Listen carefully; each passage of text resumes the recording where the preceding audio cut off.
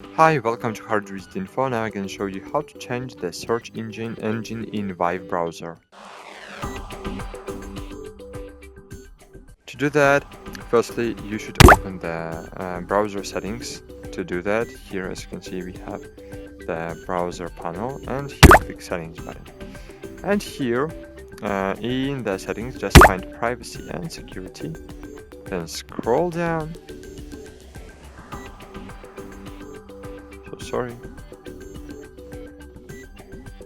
Okay, and here, as you can see, you don't need to scroll down. Just here in privacy and security, you will see search engine.